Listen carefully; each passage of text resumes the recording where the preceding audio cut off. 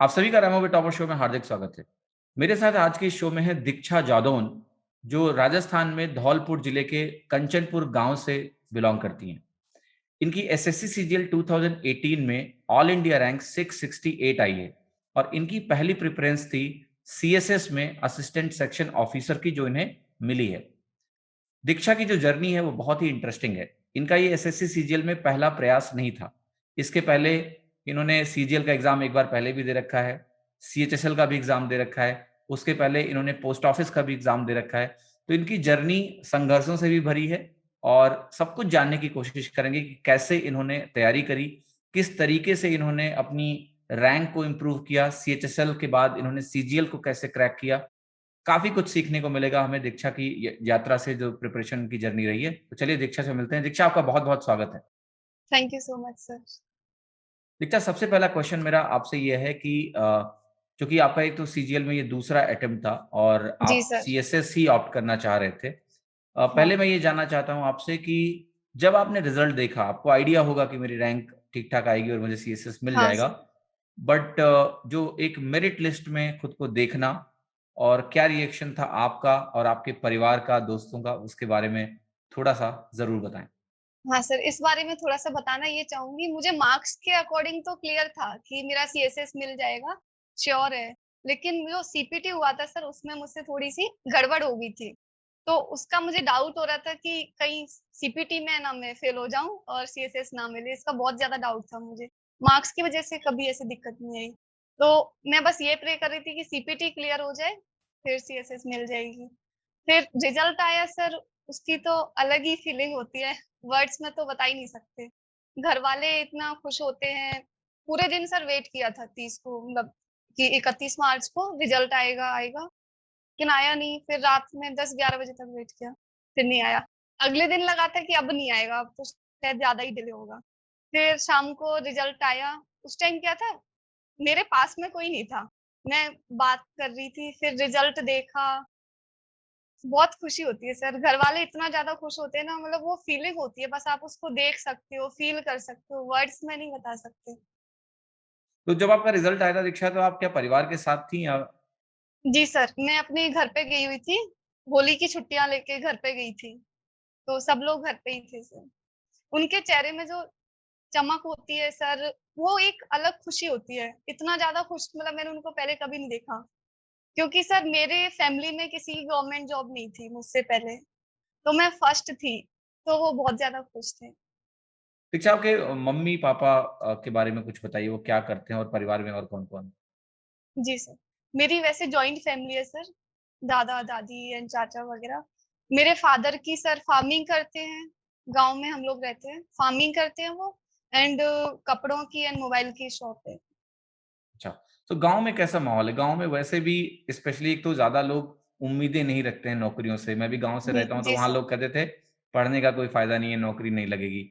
और हाँ, ऊपर से आप एक लड़की हैं, तो हाँ सर। आपकी नौकरी लगना गाँव में किस तरह का एक माहौल क्रिएट होता है? किस तरह का उत्साह लोगों के अंदर और किस तरह का एक हाँ, आत्मविश्वास बाकी लड़कियों के अंदर भी आता है कि हाँ, हमारे गाँव के किसी ने एक अच्छी नौकरी हाँ सर। निकाली, हम भी ऐसा कर सकते हैं? सर हमारे गाँव में अगर मैं बताऊँ तो लड़कियों की पढ़ाई पे इतना ध्यान जनरली देते नहीं है। मतलब लड़कियों को नहीं पढ़ाते, उनको बाहर भी नहीं पढ़ाने के लिए भेजते हैं। लेकिन मेरी फैमिली ने मुझे स्टार्टिंग से काफ़ी सपोर्ट किया था। वो इसलिए सर मेरा मतलब जो स्कूलिंग हुई है, वो नवोदय से हुई है, जेएनवी से। तो वहाँ पे मैं हॉस्टल में रही थी 6 से 12 तक। तो फिर उसके बाद से उनको लगा कि इसको पढ़ाना चाहिए आगे, तो उन्होंने मुझे हमेशा मतलब सपोर्ट किया हर चीज़ में, जो भी मैं करना चाहती थी, कभी ऐसे नहीं बोला कि तुझे यही पढ़ना है।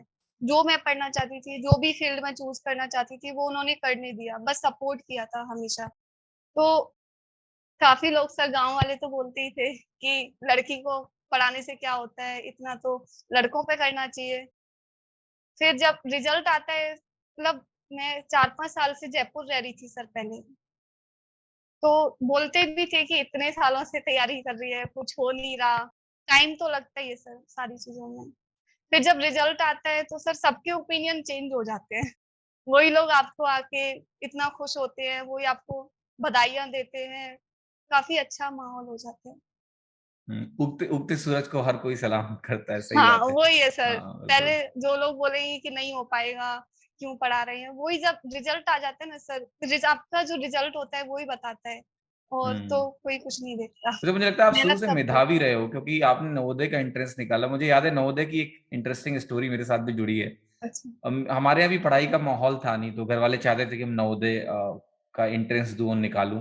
हुँ, पहला कॉम्पिटिशन का जो मैंने तैयारी किया था घर पे रह के एक बुक मँगा के नवोदय की करी। हाँ, फिर जब उसका फॉर्म भरना होता है तो उसमें एक क्राइटेरिया ये होता है कि वो बच्चा उसी स्कूल में 3 साल लगातार जब पढ़ा होगा, तभी वो हाँ, नवोदय का फॉर्म भर सकता है। ये तभी भर क्राइटेरिया था हमारे सकता है। टाइम हाँ पे। सर, हाँ। और मेरा वहाँ 2 ही साल था, मैंने बीच में स्विच किया था स्कूल, तो मैं फॉर्म ही नहीं डाल पाया था। तो पहला अच्छा, डिसअपॉइंटमेंट मुझे यही हुआ था कि मैं नवोदय का एग्ज़ाम ही नहीं दे पाया। सो हाँ। आई थिंक आपका कॉम्पिटिशन से पाला बहुत पहले से पड़ा हुआ है और नवोदय निकालना एक प्रेस्टीजियस बात होती है, मुश्किल कॉम्पिटिशन होता है शुरुआत में और एक अच्छा मेरे ख्याल से गाँव वालों के लिए इससे अच्छा कुछ नहीं हो सकता है ना? हाँ सर, वो स्टार्टिंग से यही था, मतलब पहले तो मैं गाँव में ही पढ़ती थी, मेरे चाचा का स्कूल है, मैं उसी में पढ़ती थी 5th क्लास तक तो। मेरे चाचा थोड़ा-सा ज़्यादा मतलब पढ़ाई के मामले में उनको हर चीज़ की नॉलेज रहती है, तो उन्होंने मेरा नवोदय का फॉर्म डाल दिया था और कोचिंग जॉइन करवा दी थी, बोले तुझे पढ़ना है, मैं पढ़ लेती थी, बस पेपर दे दिया सर और हो गया था। क्योंकि उसमें रूरल जो बैकग्राउंड होता है उनको थोड़ा-सा रिज़र्वेशन टाइप का मिलता है सर, इसलिए। बाकी मैं इतनी अच्छी थी नहीं सर पढ़ने में, नवोदय में जाके फिर मैंने देखा कि यहाँ काफ़ी इंटेलिजेंट बच्चे हैं। पूरे जो जिला होता है उसमें से 80 बच्चे आते हैं ऐसे सेलेक्ट होके। तो काफ़ी इंटेलिजेंट बच्चे थे। मेरी रैंक भी मतलब 40 में से 20 से भी बाहर जाती थी। तो इतना था नहीं पढ़ने का। फिर 10th क्लास के बाद मैंने थोड़ा-सा पढ़ना स्टार्ट किया था। हुँ। मैं थोड़ा-सा नवोदय के बारे में भी आपसे जानना चाहूँगा क्योंकि बहुत सारे गाँव के बच्चे भी ये देख रहे होंगे, पेरेंट्स भी इन हाँ, इंटरव्यूज़ को देखते हैं। एक होता है ना कि अर्ली एज में बच्चों का बाहर जाना, एक इमोशनल हाँ, ब्रेकडाउन भी बच्चों के लिए होता है। कितना मुश्किल हाँ। होता है जब आप क्लास 6 में एक बाहर के स्कूल में जाते हो, तो कहते हैं ना उस एज में एक पैरेंटल सपोर्ट की भी नीड होती है। तो कैसा लगा आपको हॉस्टल में जाके? टफ तो होता ही है सर, उस टाइम सर ऐज भी कितनी होती है, उस टाइम मेरी ऐज सर 10 इयर्स कुछ ऐसे थी।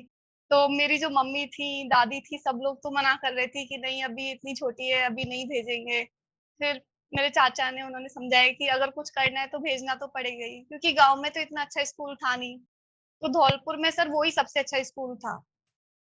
तो वहाँ गए, स्टार्टिंग में तो मन ही नहीं लगता था, क्योंकि घर से सर कभी बाहर तो रहे नहीं थे और ऐज भी काफ़ी कम होती है और फ़ोन भी नहीं अलाउड था, तो घर पे बात करने के लिए भी हम लोग काफ़ी-काफ़ी दिन वेट करते थे, कि घरवाले जब आते थे, कि वो कब आएँगे। जब वो आने वाले होते थे ना सर संडे को, तो हम वेट करते रहते थे पूरे दिन मतलब बैठ के, कि कब आएँगे और संडे-संडे बात होती थी। तो स्टार्टिंग के 1-2 साल तो ऐसा लगता है, मन नहीं लगता। फिर लेकिन वहाँ सर जो एनवायरनमेंट है वगैरह काफ़ी अच्छा है। टीचर्स बहुत अच्छे थे, बहुत सपोर्टिव थे, सीनियर्स भी सर काफ़ी सपोर्टिव होते हैं, तो वो लोग हेल्प कर।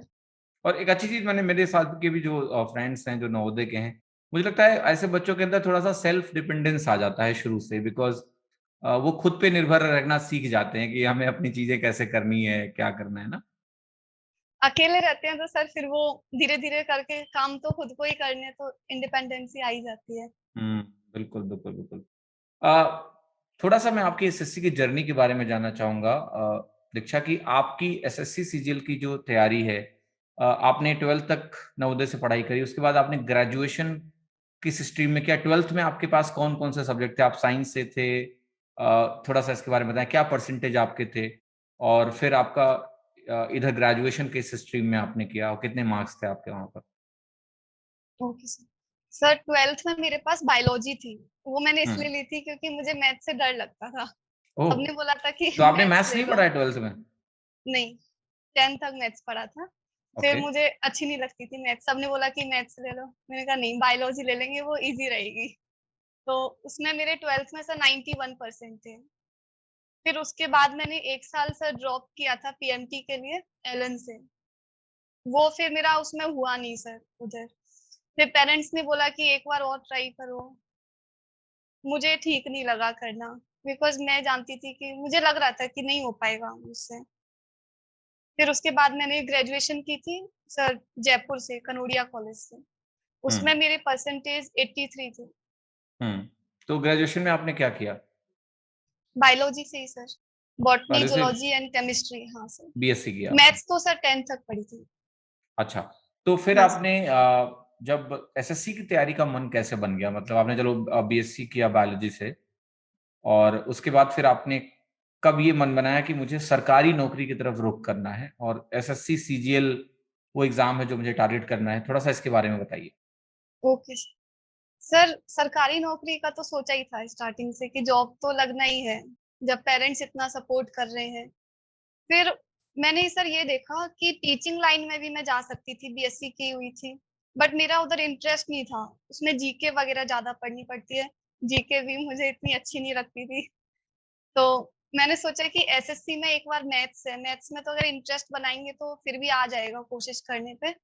तो एसएससी देखते हैं। और भी सर मेरे सीनियर्स थे सर कॉलेज में, उनसे मैंने बात की, तो उन्होंने जैसे मैंने उनकी बुक्स वगैरह देखी, उनसे डिस्कस किया, तो फिर मुझे लगा कि एसएससी करना चाहिए। जॉब प्रोफाइल भी देखा सर थोड़ा बहुत, कैसी हम्म। जॉब्स वगैरह होती हैं, तो फिर सो मुझे पहला एसएससी। सरकारी एग्जाम कौन सा दिया आपने? सबसे फर्स्ट मेरा था सर एसएससी सीजीएल 2017, ये पहला एग्जाम आपने दिया? फर्स्ट एग्ज़ाम था। और सीएचएसएल का अटेम्प्ट भी आपने लिया था? जी सर। मेरा सर ऐसा था 2017 में मेरी ग्रेजुएशन कंप्लीट हो गई थी। हम्म। उसके बाद मैंने फर्स्ट फॉर्म एमटीएस का भी डाला था, एमटीएस हम्म। 2016। उसका पेपर पोस्टपोन होके बाद में हुआ था एक्चुअली, हम्म। हम्म। लेकिन उसमें मैं मेरिट लिस्ट में आउट हो गई थी एमटीएस वाले में। अच्छा, एमटीएस हाँ, में आपका नहीं हो पाया हाँ, था? एमटीएस में नहीं हुआ था। फिर हम्म। मैंने सीजीएल दिया था सर, और सीएचएसएल का फॉर्म बाद में आए थे शायद, उसके बाद आए थे, तो सीएचएसएल 2017 दिया था। ये हम्म। दोनों एग्ज़ाम पैरेलल ही चल रहे थे सर। हम्म। तो तो दोनों का क्या रिजल्ट रहा? दोनों में क्लियर हो गया था। अच्छा, सीजीएल भी आपका हो गया था और सीएचएसएल भी आपका क्लियर हो सीएचएसएल गया भी था? दोनों सेम ईयर में क्लियर हुए थे। अच्छा अच्छा, तो आपको क्या क्या पोस्ट मिली इनमें 2017 में?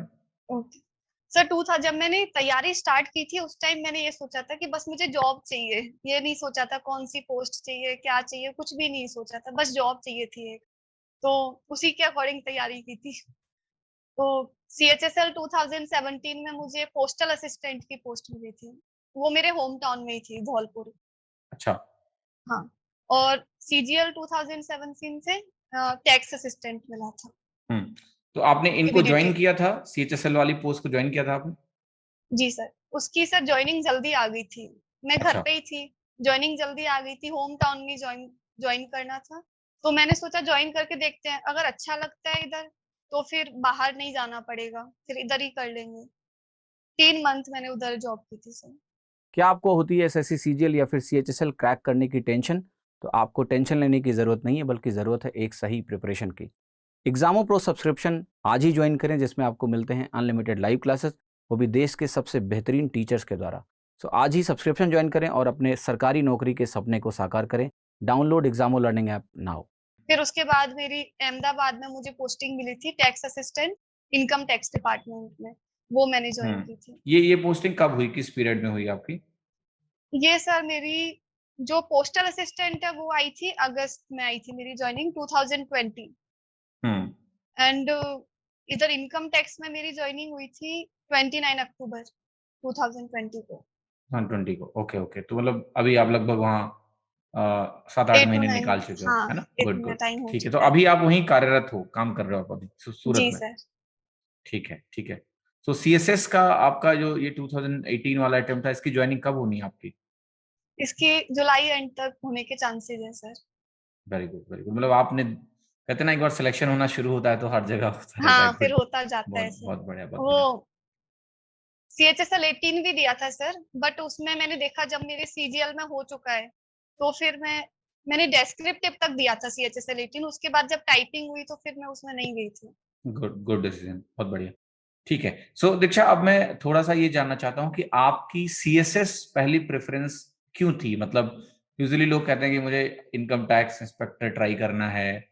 वो बात अलग होती है कि आपके रैंक के हिसाब से आपको क्या मिलना था या नहीं हाँ, मिलना था, बट मिलना था एटलीस्ट उसके अकॉर्डिंग। आपका पहला जो चॉइस था वो सीएसएस ही था।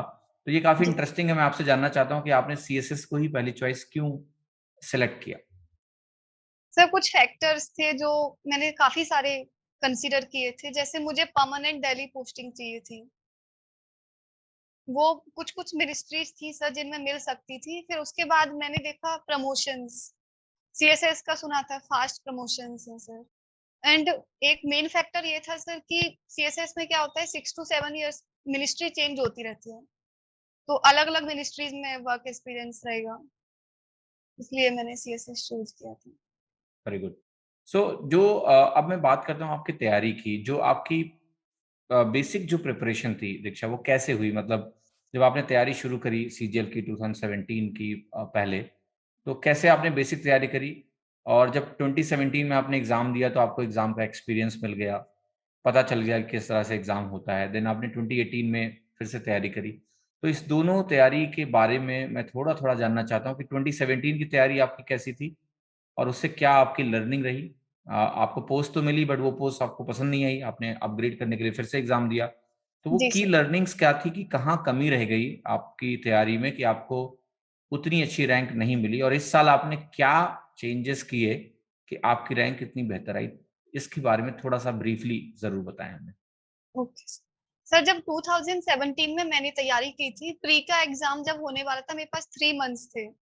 तो मैंने सिर्फ बेसिक किया था कि मुझे कैसे भी करके प्री क्लियर करना है। मैंने सिर्फ इतना सोचा था। ये भी नहीं सोचा था कि फाइनल सिलेक्शन तक मैं पहुँचूँगी या नहीं। तो प्री क्लियर करने के हिसाब से मैंने बेसिक जैसे मैथ्स का बहुत बेसिक पढ़ा था, जो मेरी कोचिंग में पढ़ाया था सिर्फ वही। एंड इंग्लिश में भी सर मैंने यूट्यूब की हेल्प ली थी, एक सर पढ़ाते थे। उनका मैंने वो जितना पढ़ाते थे, सिर्फ उतना ही मैं पढ़ के गई थी। तो उतने से तो सर होना नहीं था, बस क्लियर हो गया था मेरा।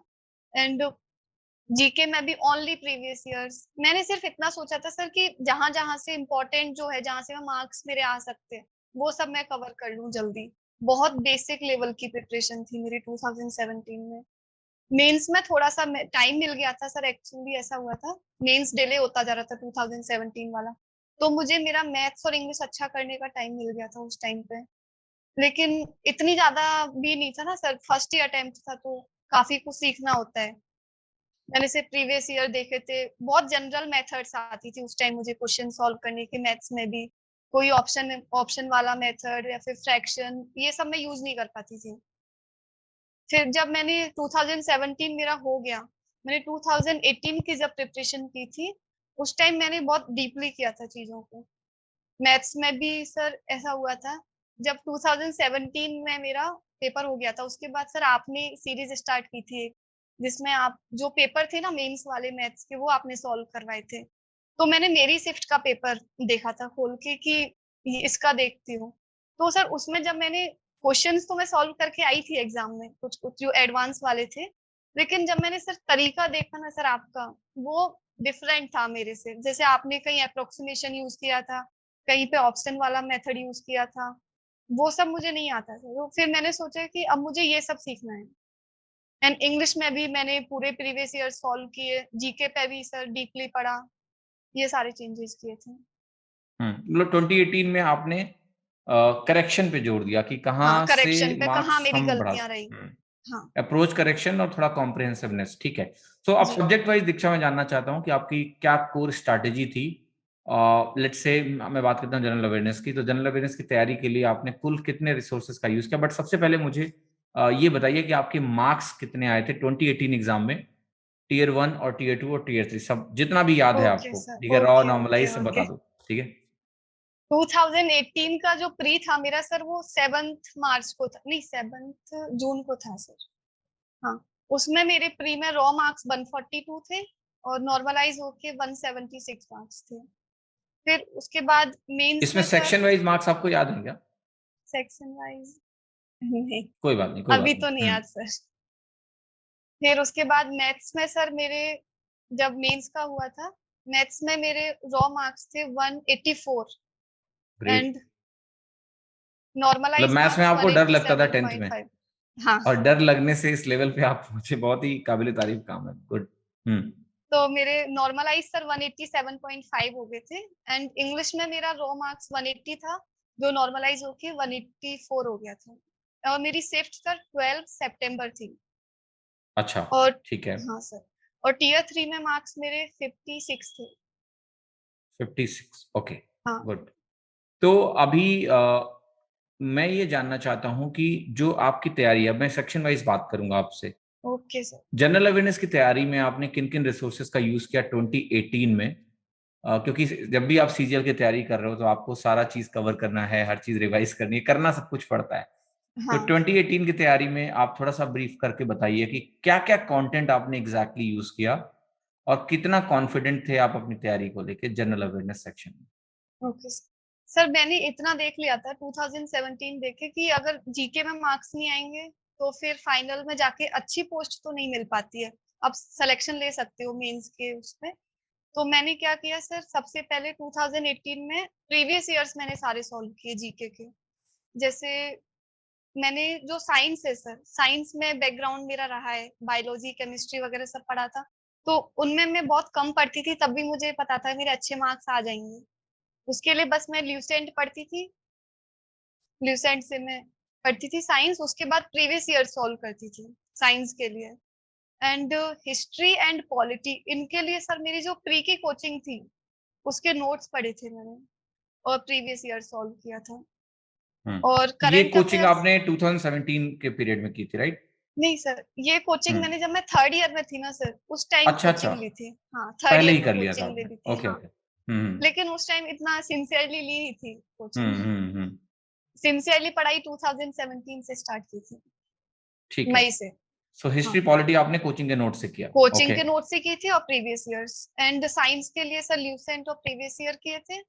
और ज्योग्राफी मैं पढ़ती नहीं थी, वो छोड़ दी थी। एंड इकोनॉमिक्स के लिए सर यूट्यूब से एक चैनल से मैंने नोट्स बनाए थे, वो नोट्स पढ़ती थी।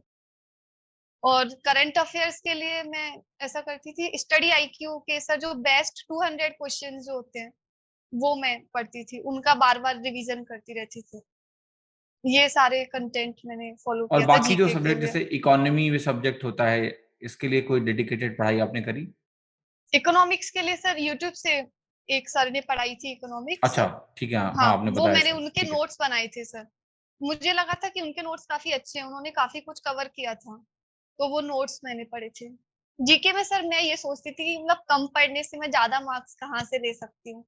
जैसे मुझे पता था कि प्रीवियस ईयर तो मस्ट है, वो तो हर कोई पढ़ रहा है, वो तो पढ़ने ही है। तो वो मैं सारे कवर करती थी, पूरे जब से स्टार्ट हुए थे पेपर वो मैंने सारे याद कर लिए थे। फिर साइंस में मुझे था कि साइंस में मैं अच्छा कर सकती हूँ, साइंस का वेटेज भी अच्छा रहता है। साइंस हिस्ट्री पॉलिटी मैंने देखा ये 5 सब्जेक्ट का मतलब 3 का ज्यादा वेटेज रहता है, तो इनमें मुझे थोड़ा अच्छा करना है। क्योंकि मैं सारे अगर सब्जेक्ट करने की कोशिश करूं और फिर किसी में भी मैं परफेक्शन नहीं ला पाऊं, तो उससे बेटर है मैं कुछ जो है जिनमें मैं अच्छा कर सकती हूँ वो टॉपिक्स में चूज करूँ। साइंस में नहीं किया।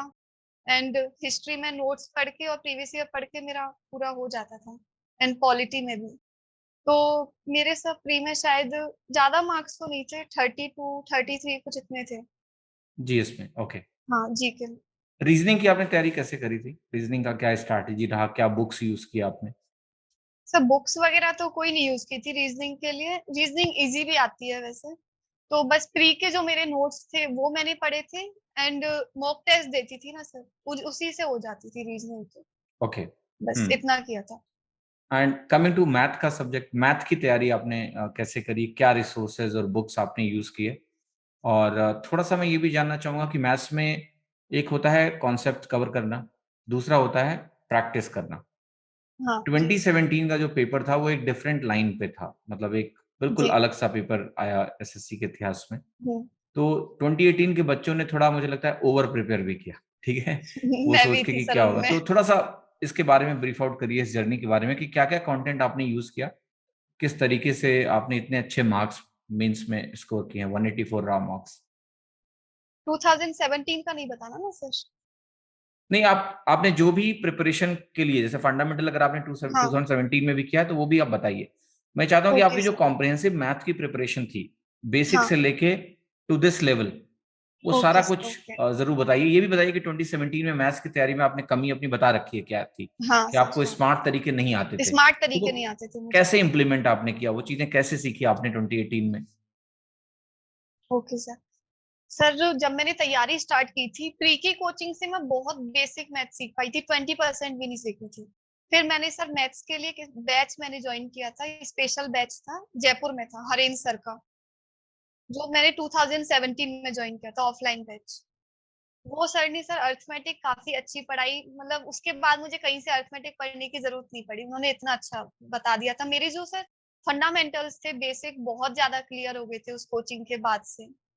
अगर क्वेश्चन ईज़ी आता है तब तो कर ही लेती थी मैं, लेकिन अगर उसमें थोड़ा-सा भी उन्होंने लैंग्वेज को चेंज कर दिया, वो मैं कर लेती थी, क्योंकि मैंने सर के साथ-साथ काफ़ी बार प्रैक्टिस कर ली थी सर के नोट्स की।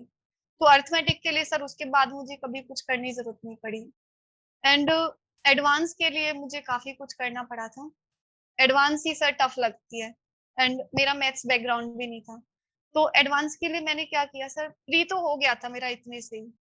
फिर जब मेंस की प्रिपरेशन की थी 2017 में, तो मैंने सबसे पहले प्रीवियस ईयर्स किए।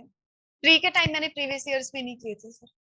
फिर जब मेंस की प्रिपरेशन स्टार्ट की, मैंने राकेश यादव सर की बुक यूज़ की थी, 7300 जो आती है। उससे मैंने सबसे पहले 2-3 बार उससे प्रीवियस ईयर सारे किए, जिससे मैं बेसिक क्वेश्चन सीख पाऊँ एडवांस के। फिर वो सब सीखने के बाद अभिनय सर की सर उस टाइम पे क्लासेस चल रही थी यूट्यूब पे, ज्योमेट्री वाली। उनसे मैंने ज्योमेट्री पढ़ी थी। ज्योमेट्री पढ़ी थी एंड कुछ वीडियोज़ सर अलजेब्रा की देखी थी, 1-2 वीडियोज़। हाँ, तो वो ज्योमेट्री वाली काफ़ी हेल्पफुल रही सर मेरे लिए। तो 2017 में मैंने ये सारा किया एंड मॉक टेस्ट काफ़ी दिए थे सर 2017 में, बिकॉज़ टाइम काफ़ी मिल गया था। तो मैं मॉक टेस्ट देती थी, फिर मुझे जो डाउट्स आते थे, वो मेरी एक नोटबुक थी अलग बनाई हुई थी। वो मैं शाम को उनमें बैठ के जो मुझे क्वेश्चन्स नहीं आते थे, वो सब मैं नोट डाउन करती थी। डेली फिर ऐसे किया, तो इम्प्रूवमेंट होने लगा था। मॉक में मार्क्स अच्छे आ जाते थे सर। 2017 में भी कभी-कभी 190, 195 भी आ जाते थे। लेकिन एग्ज़ाम का लेवल तो टफ आया ही था थोड़ा-सा। बिल्कुल। बस उस टाइम पे सर ऐसा नहीं था मैंने कोई ज़्यादा तैयारी की थी एडवांस की, जैसे हाई मुझे कोई अलग जो है ना स्टैंडर्ड जो मेथड्स होते हैं, लाइक वो यूज़ करते हैं ना सर, जो ऑप्शन एलिमिनेशन हम करते हैं, या फिर फ्रैक्शन का यूज़ करते हैं, परसेंटेज का यूज़ करते हैं, अप्रॉक्सिमेशन, ये सब मैंने यूज़ नहीं किया एग्ज़ाम में। मैंने बेसिक तो उससे एग्ज़ाम दिया था 2017 वाला, लेकिन प्री के जो मतलब जो प्रीवियस ईयर्स थे, उन पे मेरी पकड़ अच्छी थी।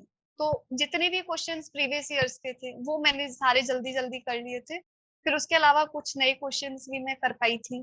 तो मेरे 165 मार्क्स आए थे सर 2017 ओके, में। अच्छे हाँ। नंबर थे क्योंकि 2017 में मैथ्स में 165 is a very good score.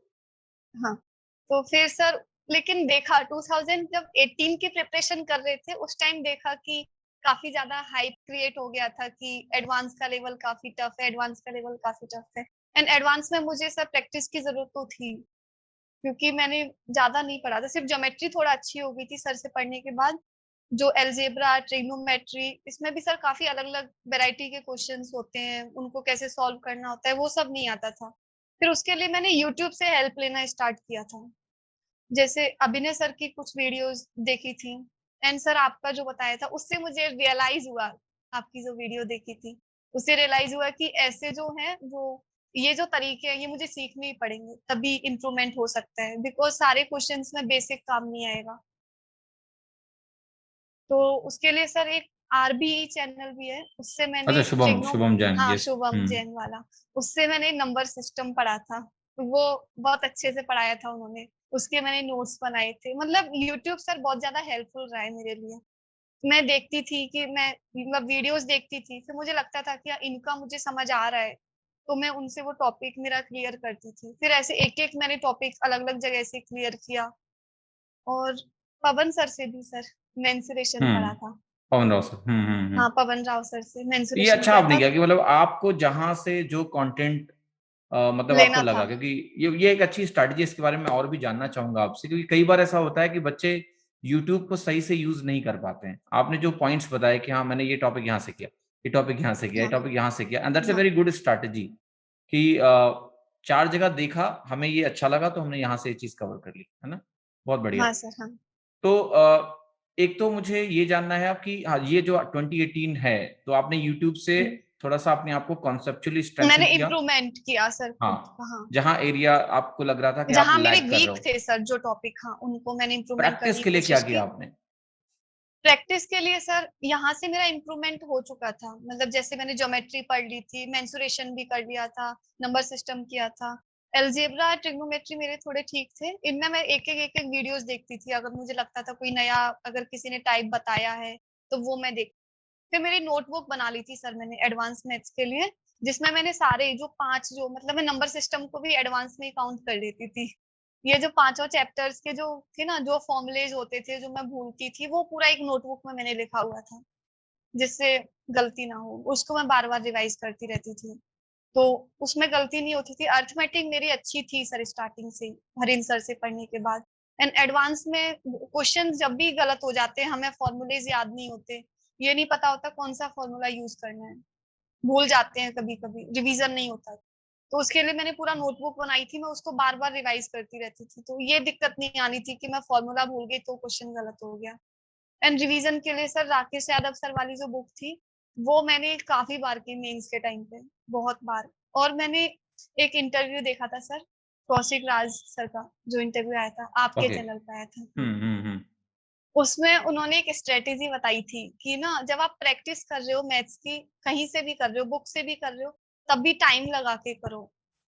तो वो शायद 3 के जस्ट बाद ही वो वीडियो मतलब अपलोड हुई थी यूट्यूब हुँ, पे। जून मैंने जून वो 2019 में, यस। हुँ, हाँ, हाँ। तो मैंने फ़ॉलो करना स्टार्ट किया। पूरा मेंस की प्रिपरेशन जब थी सर 2018 वाली, मैं वो फ़ॉलो करती थी, टाइमर लगाती थी। कभी भी मैं मैथ्स की प्रैक्टिस कर रही हूँ, बिना टाइमर के नहीं करती थी। तो मुझे धीरे-धीरे उससे काफ़ी इम्प्रूवमेंट मेरे अंदर हुआ। मतलब स्पीड में बहुत इम्प्रूवमेंट आया। जैसे मैं अरिथमेटिक में करती थी कि पहले 30 मिनट में मैं 50 क्वेश्चन करूँगी।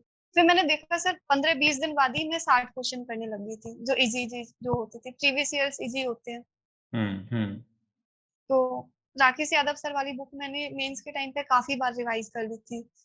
2-3 बार तो सर मैंने उसको पूरा किया फिर से।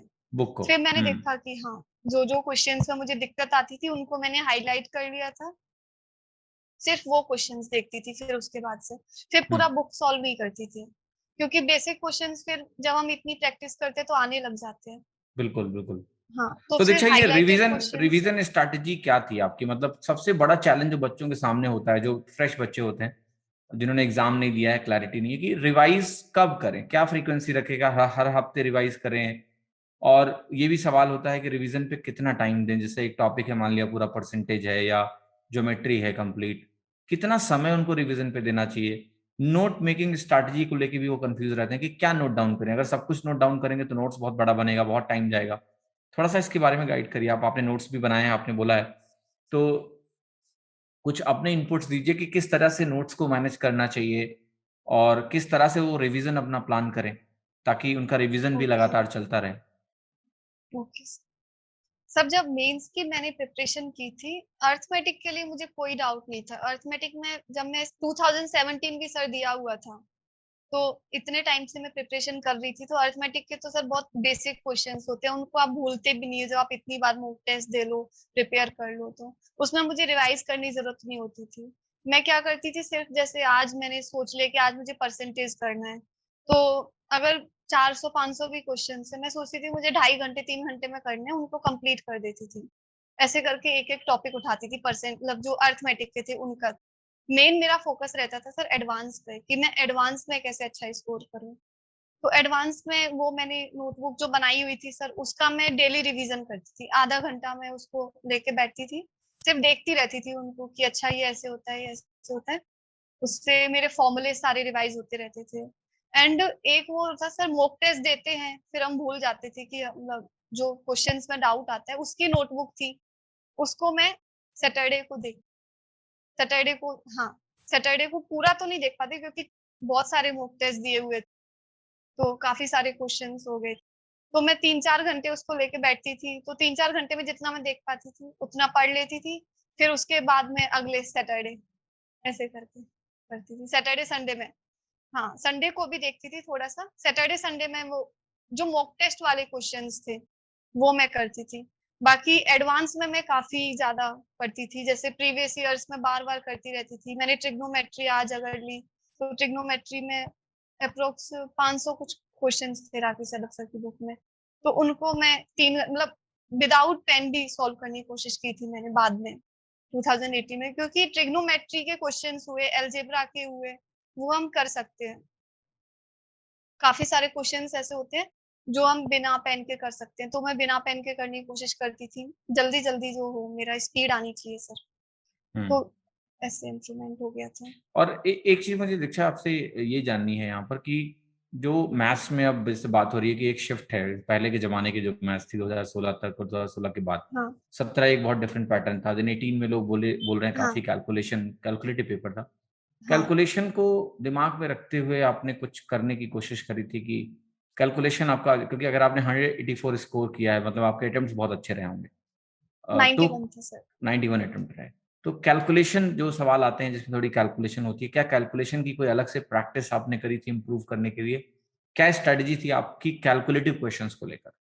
ओके सर, मैंने देख लिया था जब वो 2018 का जब प्री हुआ था, उसमें देखा कि कुछ कुछ जो शिफ्ट थी काफी कैलकुलेटिव आई है। तो ऐसा लगा कि जो मेंस आएगा उसमें भी कैलकुलेशन तो रहेगी ही, और कुछ इस टाइप का ही पेपर आएगा। तो उसके लिए सर एक तो ये फायदा होता है सर, पेपर कैलकुलेटिव भी अगर आता है तो ऐसा नहीं है सर सारे क्वेश्चंस कैलकुलेटिव आएंगे। 50 to 60 क्वेश्चन सर इजी रहते हैं, उनमें इतनी कैलकुलेशन रहती नहीं है। तो मेरा प्राइम फोकस ये था कि वो 50 to 60 क्वेश्चंस मैं जितना जल्दी कर सकती हूँ उतना जल्दी करूँ। उसके लिए वो मेरा फायदा किया सर, मैं टाइमर लगा के जो सॉल्व करती थी उससे बहुत कम मेरा जो टाइम था वो रिड्यूस होता जा रहा था क्वेश्चंस करने का। तो ऐसा नहीं था कि सिर्फ जो टाइम की जो प्रैक्टिस होती है वो हम मॉक टेस्ट के थ्रू ही कर सकते हैं। आप मैथ्स जब भी कर रहे हो, अगर टाइम लगा के करते हैं तो स्पीड अपने आप ही धीरे धीरे ग्रेजुअली इंक्रीज होती रहती है और हमें पता भी नहीं चलता।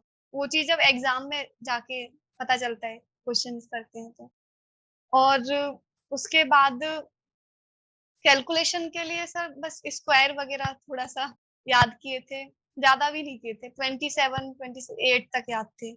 क्यूब 15 तक याद किए थे। एंड फ्रैक्शन वगैरह ये सब सीखा था, क्योंकि कुछ क्वेश्चंस ऐसे होते हैं सर जो हम फ्रैक्शन से कर सकते हैं, कुछ बिल्कुल। अप्रोक्सीमेशन से कर सकते हैं, कुछ ऐसे होते हैं ट्रिग्नोमेट्री के हुए। वैल्यू पुटिंग मैंने काफी सीखी थी ट्रिग्नोमेट्री में, अलजेब्रा में, वो मैं यूज करती थी। और ये सब मैंने सर यूट्यूब से ही सीखा था, वैल्यू पुटिंग करना। Very good. हाँ ये सारा टेबल्स करती कितने थी। तक याद थे आपको? 23 तक शायद। 23? काफी ऑड नंबर। आपको स्क्वायर्स भी 28 तक याद है, 30 तक आप पहुंच नहीं पाए, पर टेबल्स भी 29 तक 23 भूल तक। जा। हाँ गुड गुड, बहुत बढ़िया। सो ये मेरा भी मैसेज बच्चों को है कि कैलकुलेशन को लेके सिनिकल होने की जरूरत नहीं है कि आप, हाँ जैसे कई लोग कहते हैं 30 तक टेबल याद कर लो, जरूरत नहीं है। हाँ, बेसिक चीजें ही होनी चाहिए, बेसिक बट चीजें होनी चाहिए। थोड़े से स्मार्ट तरीके, अप्रोक्सीमेशन सीख लो, हाँ वैल्यू रखना सीख लो। बेसिक तो आना ही चाहिए, वो तो मस्ट है वो ही है तो आना साथ चाहिए साथ, सर। है ना? और सिनिकल नहीं होना, प्रैक्टिस पे फोकस ज्यादा से ज्यादा करना है। बहुत बहुत बढ़िया मैसेज आपका। इंग्लिश के लिए दीक्षा आपने कैसे तैयारी करी, क्या स्ट्रैटेजी थी, और बिफोर आपने तैयारी शुरू करी आपको क्या लगता था कि आपकी इंग्लिश कैसी है? सर कंप्रीहेंशन तो मेरा ठीक था, क्योंकि मैं सीबीएसई बोर्ड से पढ़ी हुई हूँ, तो मुझे चीजें समझ आ जाती थी। लेकिन ग्रामर पोर्शन, वोकैब वगैरह काफी वीक थी। इवन जब मैंने 2017 मई में जब मैंने प्रिपरेशन स्टार्ट की थी, तो मैंने प्री के मॉक जब देती थी तो मेरे 10 12 इतने मार्क्स आते थे। तो फिर प्री के टाइम तो मैंने एक सर से पढ़ा था, उन्होंने क्या किया था सर, जो नीतू मैम की जो बुक है उसकी ग्रामर उन्होंने पूरी खुद से पढ़ाई थी, तो अगर कोई टीचर पढ़ाता है तो समझना ज्यादा इजी रहता है। तो मैंने वो ग्रामर वहां से पढ़ी। एंड वोकैब भी प्रीवियस ईयर्स की जो उन सर ने कराई थी सिर्फ उतना याद करके गई थी। तो उससे 30 मार्क्स मेरे आ गए थे, 3 महीने के अंदर इतना इम्प्रूवमेंट हो गया था। 30 नंबर आपके प्रीलिम्स में आए थे हाँ 2017? प्रीलिम्स में 2017 में 30 नंबर आए थे मेरे, क्योंकि मेरे 3 महीने में इतना इम्प्रूवमेंट हो सकता था। जिसके 10 मार्क्स आ रहे हैं उसके 30 पे पहुंच गए थे मेरे। बिल्कुल बिल्कुल। फिर हाँ मेंस के टाइम पे सर मैंने क्या किया, एमबी पब्लिकेशन की मैंने बुक ली। उससे मैंने वोकैब जो है उसको पूरा याद करना स्टार्ट किया। सारे वन वर्ड वगैरह, वन वर्ड इडियम्स उससे याद करती थी। और पूरे मैंने 1997 से लेके जो भी थी एमबी, मैंने पूरा प्रीवियस ईयर से प्रैक्टिस किए हुए हैं, वो सारा प्रैक्टिस करती थी। ग्रामर के लिए नीतू मैम की जो वॉल्यूम 1 है उससे मैं ग्रामर करती थी। और प्रैक्टिस के लिए उसमें से सेट लगाती थी एमबी से। और वोकैब ओके। सारी प्रीवियस ईयर्स की याद की थी। उसके बाद वो मॉक कैब टेस्ट में देखती थी, फिर जो इम्प्रूवमेंट जो मुझे नहीं आते थे वो लिखती जाती थी। और ये सब कुछ टॉपिक्स होते हैं जैसे PQRS होता है, आपका क्लोज टेस्ट होता है, phrasal verbs, idioms and phrases, ये सब कैसे हाँ कैसे तैयार किए थे आपने? सर, फ्रेजल वर्ब्स तो मैंने नीतू मैम की बुक से याद किए थे, उसमें 300 के अप्रोक्स दिए हुए हैं, वो मैंने याद कर लिए थे। और PQRS के लिए सर दो टाइप के क्वेश्चंस आते हैं। एक तो क्या होता है, एक ही सेंटेंस है उसको वो ब्रेक करके दे देते हैं। उनको तो सर जो जोड़ना होता है वो काफी आसान होता है, क्योंकि हम देख सकते हैं कि कनेक्ट करके देख सकते हैं कि इसके बाद ये वाला सेंटेंस आ सकता है, क्योंकि वो एक सेंटेंस है उसको तोड़ा हुआ है, तो कि अगर बिल लगा हुआ है तो उसके बाद बी ही आएगा, ऐसे करके काफी सारी चीजें होती थी जो मैंने, जब मैं MB के सेट जब मैं करती थी सर, उसमें बहुत सारे क्वेश्चन है प्रीवियस ईयर्स के, एंड सबसे रिलेवेंट मुझे लगता था प्रीवियस ईयर ही है, तो मैं प्रीवियस ईयर्स पे बहुत फोकस करती थी ज्यादा। मतलब इंग्लिश के मैं वैसे मॉक टेस्ट लगाने से ज्यादा मैं प्रीवियस ईयर्स को बार बार करती रहती थी, तो उनमें मैं देखती थी, उससे मैंने सीखा PQRS का। ओके। और दीक्षा, ये जो इंग्लिश में जिससे बात होती है रिटेंशन की, अगर मैं वोकैबुलरी की बात करूं, तो रिटेंशन के लिए इंग्लिश में आप कैसे मेक श्योर करते थे कि कोई शब्द हमने पढ़ा है? क्योंकि हमारी इंग्लिश बोलचाल की भाषा नहीं है, तो हम जो पढ़ते हैं वो भूल हम यूज जाते हैं नहीं करते हैं, है ना, यूज करते नहीं कहीं। तो कैसे आपने इंश्योर किया कि आपको वर्ड्स की मीनिंग्स याद रहेंगी? सर, उसके लिए सबसे मेन जो है ना इंग्लिश में, वो वोकैब ही है, उसको भूल जाते हैं बार बार। तो मेरी सर एक नोटबुक थी वोकैब की भी, उसमें मैंने पहले, मैं सर 2017 में जब मैं पढ़ती थी, मैं MB से ही पढ़ती रहती थी। जैसे वो मुझे करने होते थे एंटोनिम्स, सिनोनिम्स, MB से मैं करती थी, सेट में दिए हुए होते थे, तो मुझे जो नहीं आते थे वहीं पे हाईलाइट कर देती थी।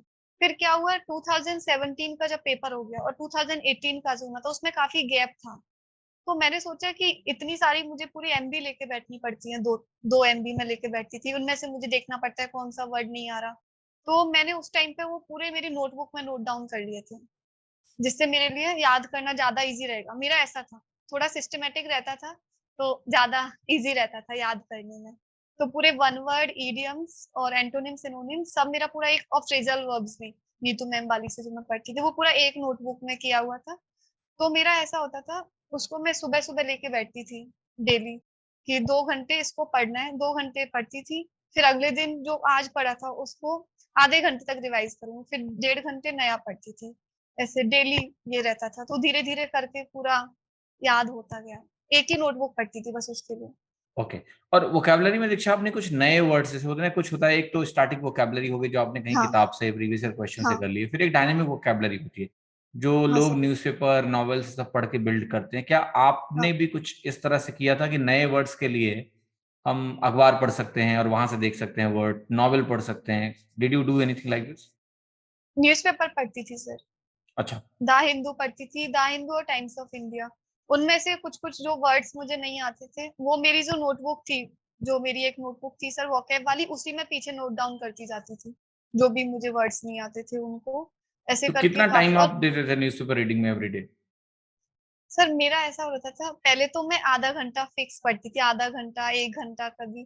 फिर उसके बाद में मैंने क्या किया, मेरे फोन से ही पढ़ लेती थी, जब भी मुझे फ्री टाइम होता था, मैं बोर हो रही होती थी, तब एक आर्टिकल पढ़ लिया, ऐसे करती थी, तो पता नहीं चलता था कितना टाइम दे रही हूँ।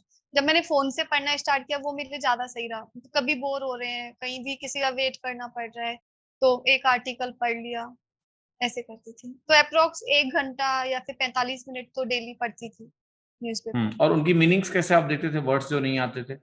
डिक्शनरी कोई ऐप डिक्शनरी, था या?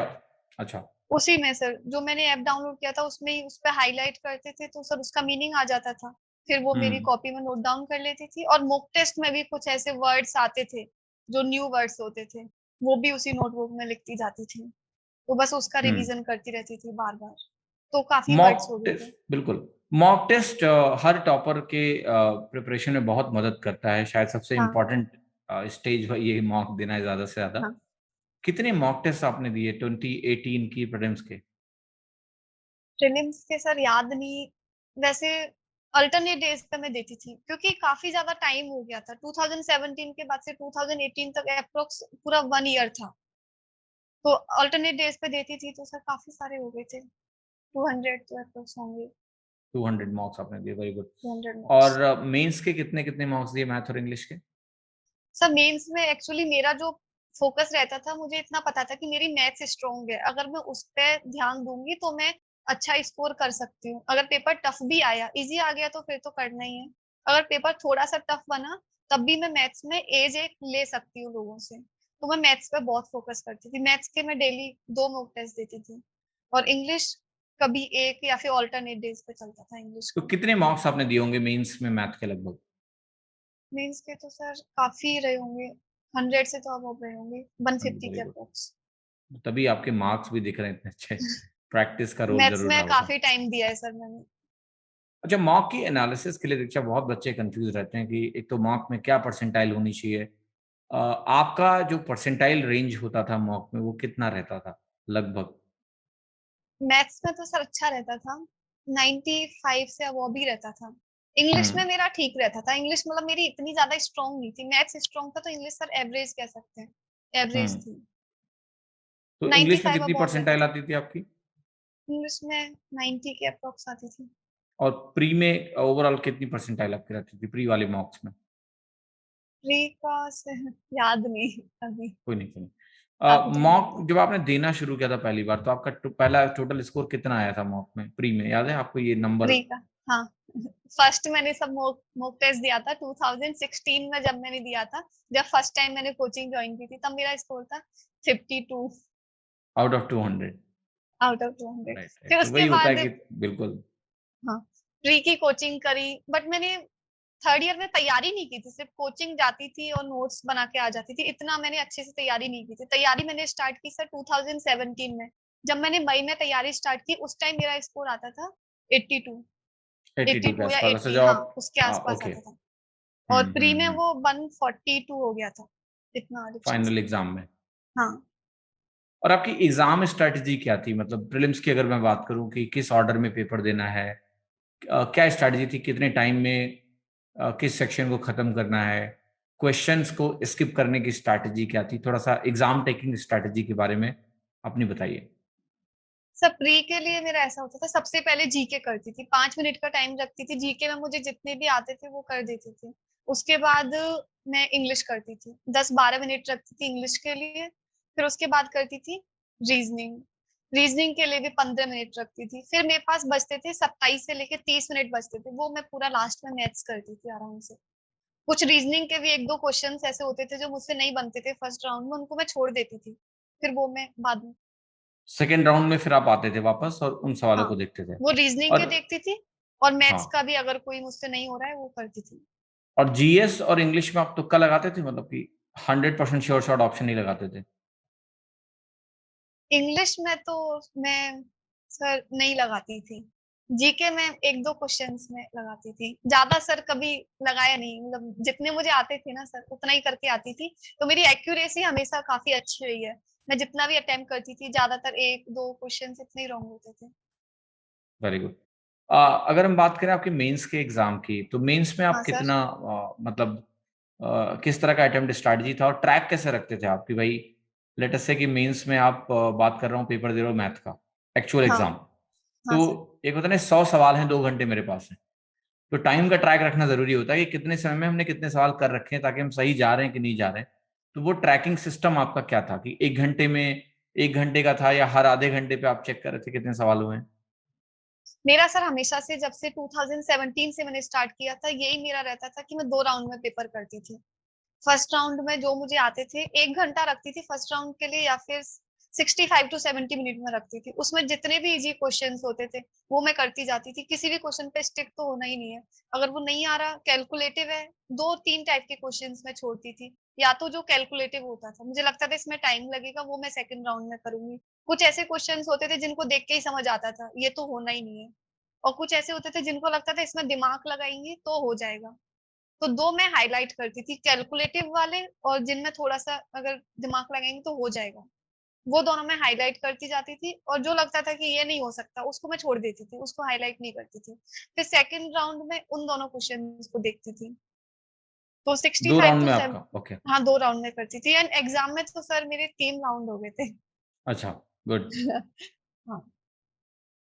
हाँ टीयर थ्री की जो स्ट्रैटेजी है, मतलब टीयर थ्री में आपने कैसे तैयारी करी? आपने पहले भी 2017 में भी लिखा होगा ऐसे। हाँ। तो वो एक्सपीरियंस कितना काम आया और इस साल आपने कैसे तैयारी करी टियर 3 की? सर 2000 मेरा हिंदी में था सर, टियर 3 हिंदी में दिया था मैंने। 2017 में मेरे 62 मार्क्स आए थे।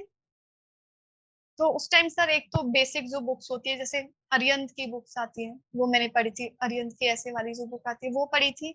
एंड बाकी न्यूज़पेपर से मैं एडिटोरियल्स वगैरह डेली पढ़ती थी, जो उसमें जो करेंट जो टॉपिक चल रहे होते थे उनमें जो भी लाइंस मुझे अच्छी लगती थी, कुछ कुछ काफी अच्छी लाइंस होती थी, उनको मैं मेरी नोटबुक में लिख लेती थी कि ये काफी अच्छी लाइन है, ये अगर मैं यूज करूंगी तो अच्छा लगेगा, ये सब। या फिर इंडेक्सेस वगैरह जो यूज कर सकते हैं, वो सब मैं लिखती जाती थी। 2018 में भी सर की तो काफी अच्छे से ही थी तैयारी तो। यही सब नंबर डेली लेकिन मतलब मैंने। कम हो गए आपके ना, 62 से हाँ, नंबर 56 हो गए। 56 हो गए। क्या ये बात वो सच है कि लोग काफी। कह रहे हैं हिंदी मीडियम वालों को कम नंबर मिलता है? ये बात सही है? आपको लगता है ऐसा? सर पता नहीं 2017 जब मैंने दिया तो उस टाइम मुझे लगा कि ठीक है, जो इंग्लिश मीडियम में भी जिन्होंने लिखा था उनको अप्रोक्स इतने ही मार्क्स मिल रहे हैं, तो मैंने सोचा मीडियम चेंज करने का कोई मीन्स नहीं है। जब पहले वाला भी कंटेंट मेरे पास है तो मेरे लिए इजी रहेगा। अभी मीडियम चेंज करूंगी तो सब कुछ फ्रेश पढ़ना पड़ेगा फिर से, इसलिए मैंने हम्म। मीडियम चेंज नहीं किया। और कुछ कह नहीं सकते सर, लेकिन जितना मेरे फ्रेंड्स थे, मैंने देखा तो है शायद ऐसा है इस बार। नंबर ज्यादा मिल रहे हैं। 2018 में ऐसा रहा है नंबर के लिए नॉर्थ रीजन और में। ये जो यूएफएम का केस हुआ आप लोगों के बैच में एक तरह से, उसका कितना भय था आपके अंदर? डर लग रहा था कि जीरो ना हो जाए, बहुत या फिर ज्यादा। आपको लग रहा था बहुत मिलेगा लग रहा नंबर? था। हम्म। बहुत लग रहा था।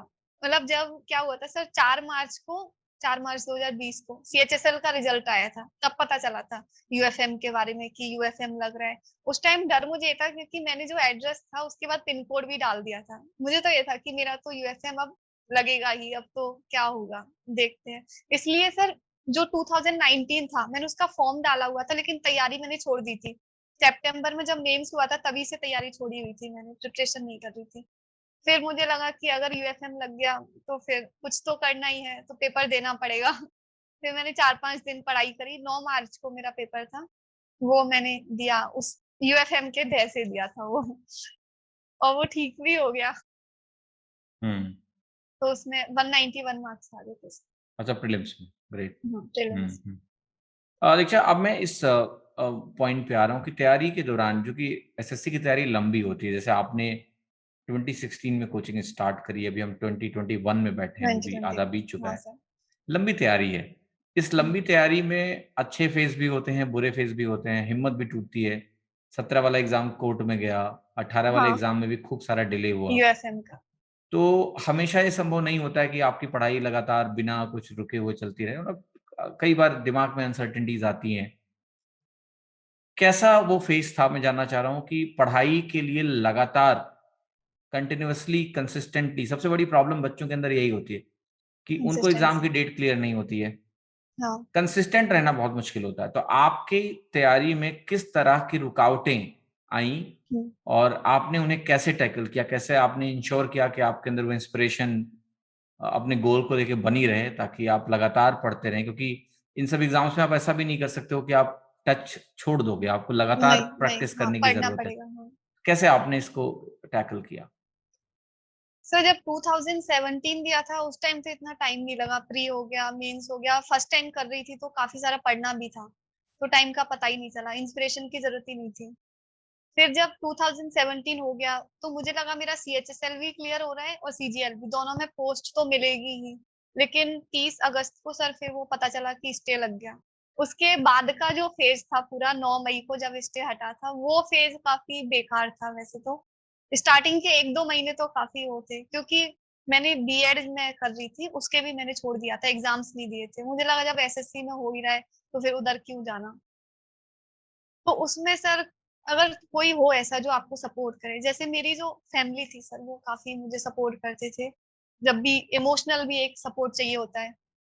कभी कभी ऐसा लगता है कि जो दोनों एग्जाम मेरे क्लियर हो रहे थे अब वो भी नहीं हो रहे। अभी पेपर का भी कुछ क्लियर नहीं था सर, कब तक होगा 2018 वाला भी, क्योंकि पूरा 1 साल लग गया था उसके बीच में भी।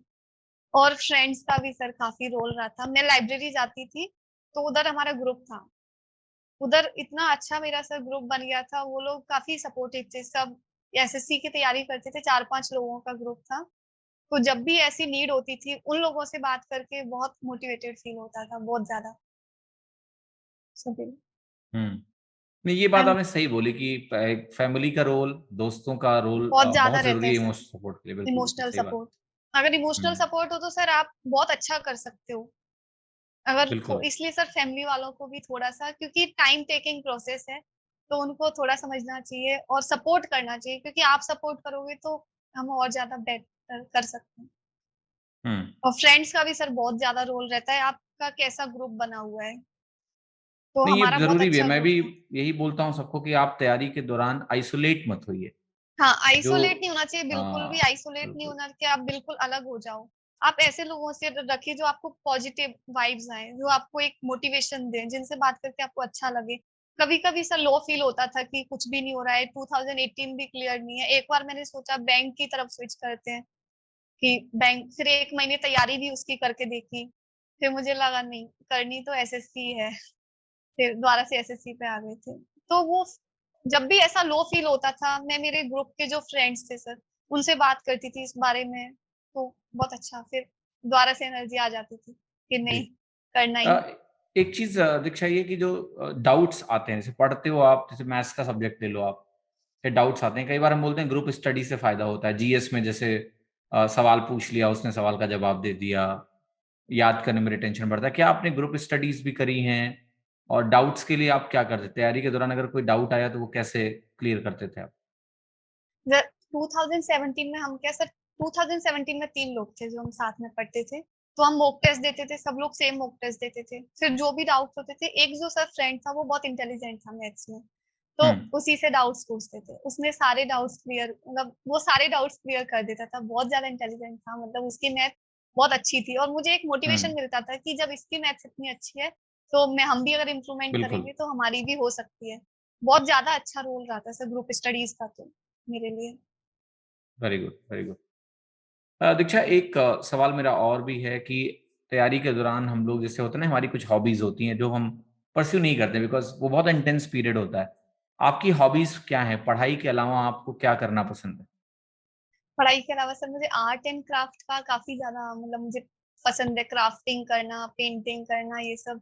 उस टाइम तो ये सब तो बंद कर दिया था सर, लेकिन मुझे ट्रैवलिंग का बहुत ज़्यादा शौक है। वो मैं अभी तो बहुत परस्यू कर रही हूँ। उस टाइम भी जब ऐसा होता था, मतलब काफ़ी एग्ज़ॉस्टेड फील हो रहा है, तो हम लोग घूमने चले जाते थे।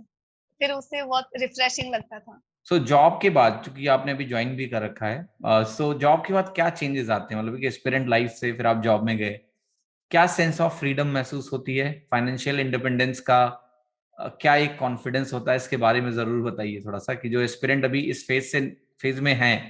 एक होता है ना, जब आपको अपना फ्यूचर दिखता है, वो डेस्टिनी दिखती है, तो आप ज्यादा मोटिवेटेड महसूस करते हैं। थोड़ा सा इसके बारे में बताइए। ऐसा होता ही है सर, मतलब आपको मोटिवेशन के लिए बाहर की ज़रूरत नहीं पड़ती। जब आपको दिखता है ना कि अगर मेरा सिलेक्शन हो जाएगा तो मेरी ये लाइफ होगी, मैं सिर्फ यही इमेजिन करती थी, उसी से मोटिवेशन आ जाता था कि सिलेक्शन हो जाएगा, जब ऐसा होगा, पेरेंट्स इतने खुश होंगे, सब कुछ इतना अच्छा हो जाएगा। और अगर नहीं लगती है जॉब तो फिर क्या सिचुएशंस रहेंगी, तो उनको इमेजिन करके ही कि नहीं, पढ़ना तो है ही। तो अभी सर जब जॉब लग गई उसके बाद फैमिली वाले सब लोग बहुत खुश हैं, और रिलेटिव्स, फ्रेंड्स, सब लोग तारीफ ही करते हैं, और फाइनेंशियल इंडिपेंडेंस तो आती है।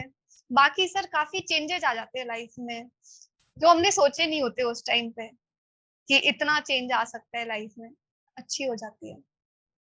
आप अपने डिसीजंस ले सकते हो, वैल्यू होती है फिर उन डिसीजंस की घर पे भी, तो उनको लगता है कि हाँ, बिल्कुल। सही लेती है। दिशा, और बाकी आगे लाइफ में क्या आपका प्लान? यूपीएससी की तैयारी का भी है, या फिर आप कह रहे हो कि मुझे चाहिए था, मिल गया है? सर यूपीएससी का सिर्फ इसीलिए नहीं सोचा क्योंकि सर मेरा वो था कि मुझे दिल्ली परमानेंट पोस्टिंग चाहिए। इसलिए हम्म। सर मैं यूपीएससी का नहीं सोचा। अभी सर जो मेरी ड्रीम पोस्ट थी वो मुझे मिल चुकी है, इसलिए 19 का जो सीजीएल है उसमें भी मैं आगे नहीं जाऊंगी। बहुत बहुत बढ़िया, बहुत बढ़िया। हाँ हम्म।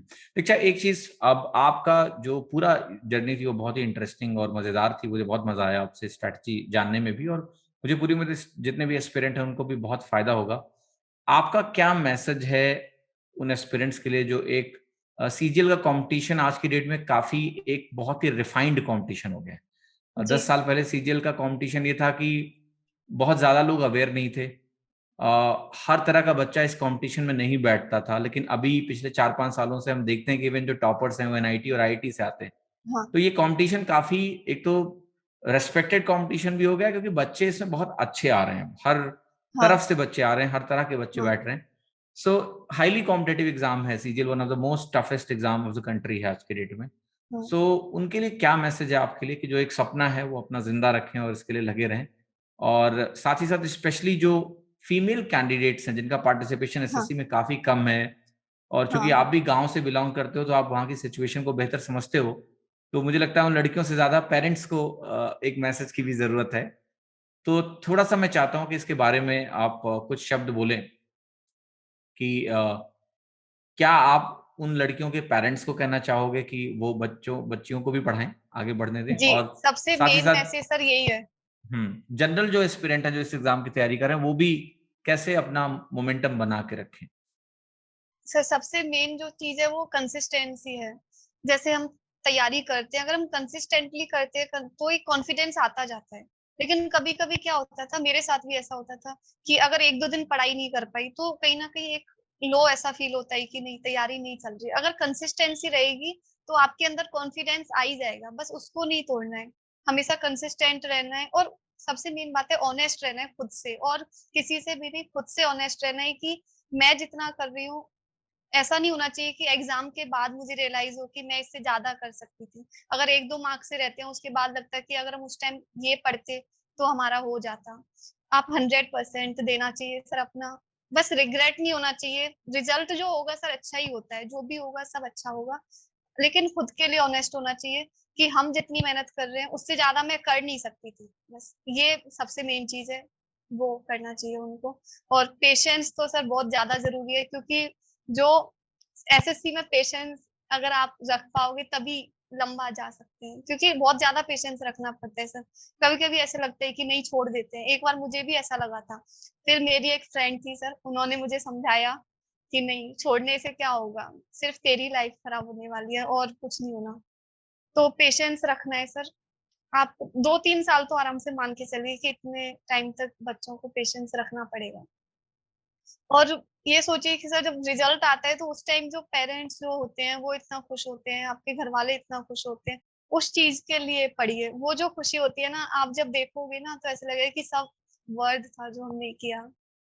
क्योंकि मेरा सर रिजल्ट आया था, उस दिन मुझे याद है, मैं जब 2017 का आया था, फर्स्ट मेरी जॉब थी।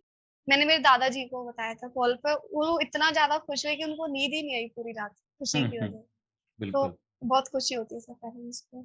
बस कंसिस्टेंसी रखें, वो हम्म। सबसे मेन है, और ऑनेस्ट रहें खुद से।